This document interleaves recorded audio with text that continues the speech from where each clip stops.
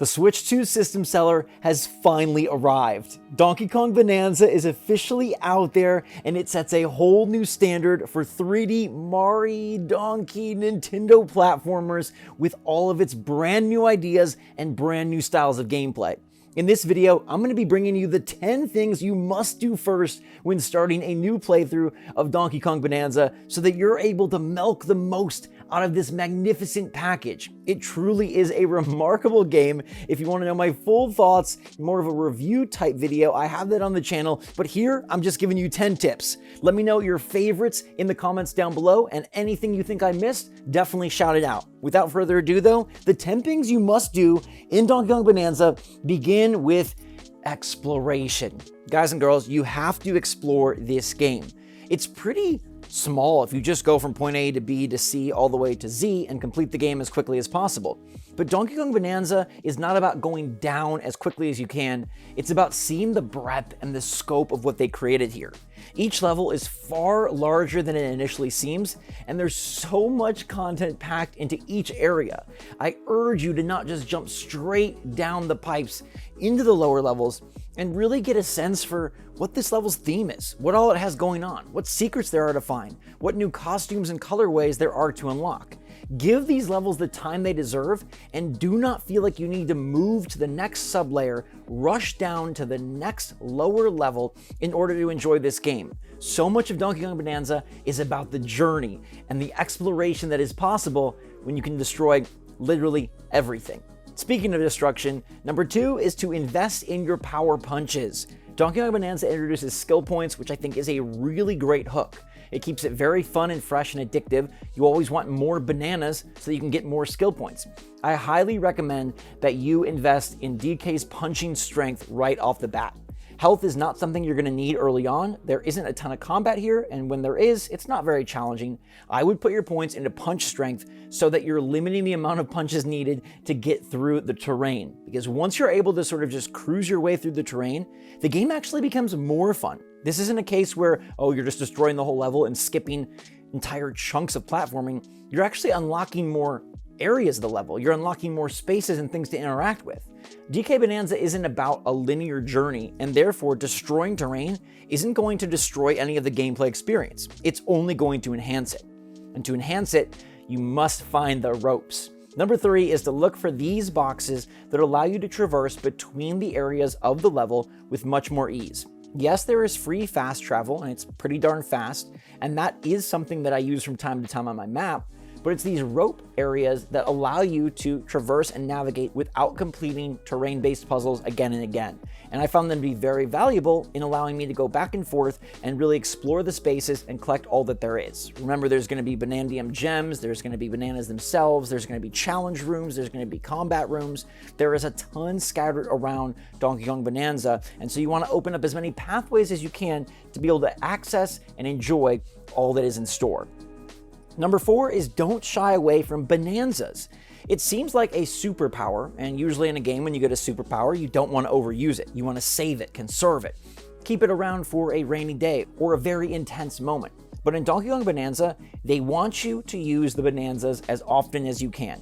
And they make the case for that by allowing you to refill your bonanza meter so darn quickly. Now, for the first few hours of the game, you're going to have one bonanza. I was actually surprised how long it took me to get my second bonanza, but use that first bonanza over and over again. It just makes terrain destruction faster, it allows you to cut through concrete, and it allows you to open up more areas of the level. Some of the challenge rooms even require the bonanza, and that's another nod to say, hey, use this bonanza. Don't feel like you have to save it. You're going to get it time and time again. It's super easy to recharge. Enjoy it. And then once you start to get more and more, really enjoy those and the ability to switch between bonanzas in each powered up state. Now, you can double up on skill points, and this is important for bonanzas as well as regular DK. Number 5 is to remember that the skill points that you buy can actually be doubled down on to increase the skill exponentially. So you can level up your punches once, but you can do it again and again and again, right? You can level up how long your bonanza lasts, but you can do that again and again and again. And I think one of the key ingredients, maybe my top tip, is number 6, which is let the hand slap be your guide and upgrade the heck out of it. The hand slap is what you use to see secrets, and it'll also allow you to collect any scattered items around you. And it's something that starts off with a pretty small radius, but you can really increase that by leveling up the hand slap, and then it becomes your navigational tool as you're moving through the levels to look for secrets, find different fossils, find different challenge rooms, access hidden bananas, and much more. Yes, collecting the items around you and the gold that spews from the terrain is great, but it's this secret finder that I really appreciate. The map is really great, and it's a nice 3D way to navigate the levels, but I let DK's hands be my map. He slaps the ground and tells me where I want to head to next, and I found that to be the most fun way to enjoy the experience. Number 7 is that balloons are actually quite helpful.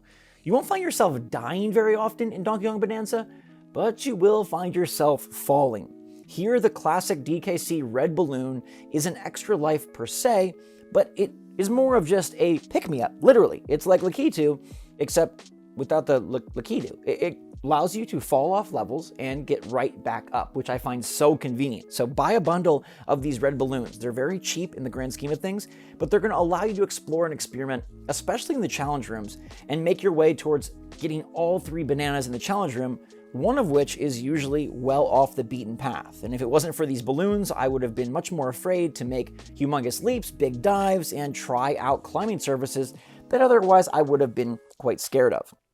Now, number 8 is to make sure that you collect the fossils. Fossils do matter. They might seem like a trite collectible, but they're actually really fun because what they buy matters.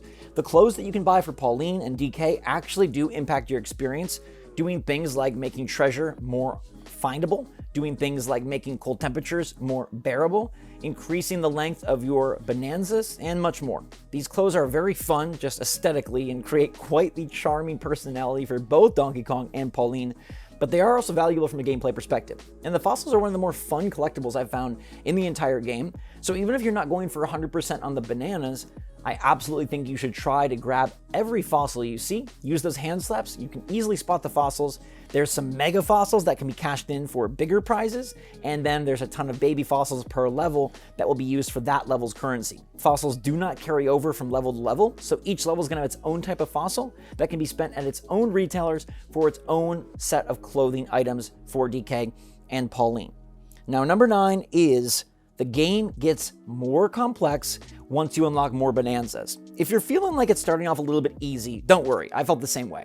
I think as the levels progress, they do get more complex and challenging, but it's not until you unlock the further bonanzas that you're going to find the ability to really interact with the world and solve puzzles and kind of platform your way in a more complicated manner.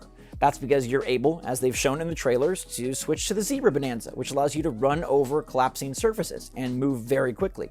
And the Ostrich Bonanza that allows you to fly above the skies and rain eggs down from above. Even DK's normal Big Kong Bonanza allows you to power through concrete and mash your way through enemies and terrain at a much higher rate. So once you can combo these and layer them on top of each other, allowing you to switch between fast run, super strength, obviously, the game is going to be able to get more complex because you have a larger move set.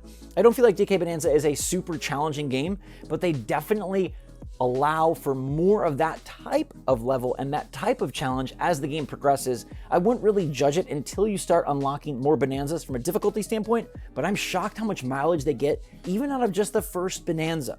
It's hours before you get that second bonanza, and I still could not put the game down. My 10th and final tip of the day, something to make sure you do when you start, is to always go for the third challenge banana. This adds on to the difficulty and allows you to see the more nuanced side of the game. When you enter the challenge rooms, there will be 3 banana slots, and the first is usually completed just by getting to the end of the challenge area. The second is usually by doing it in a better, quicker, faster way, and then the third is a hidden banana. And I find that those hidden bananas are some of the most fun I've had in Donkey Kong Bananza.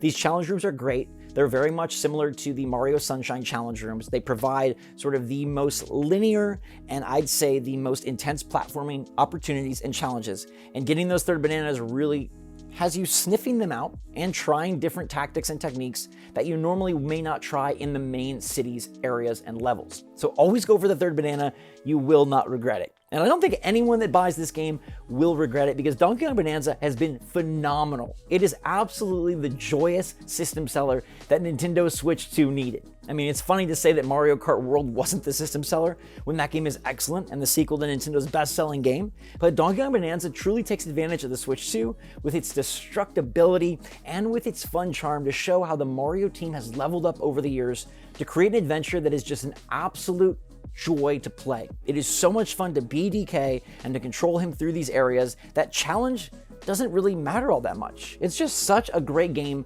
to play. And Nintendo is about play, about hands-on controller experience, about embodying this character, and they found a way to craft a 3D platformer that fits DK personally and issues a huge challenge to that same 3D Mario team.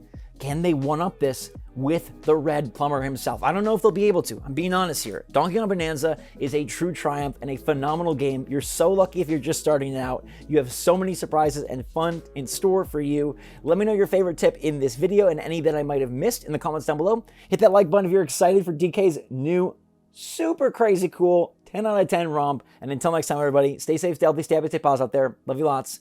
SwitchForce out.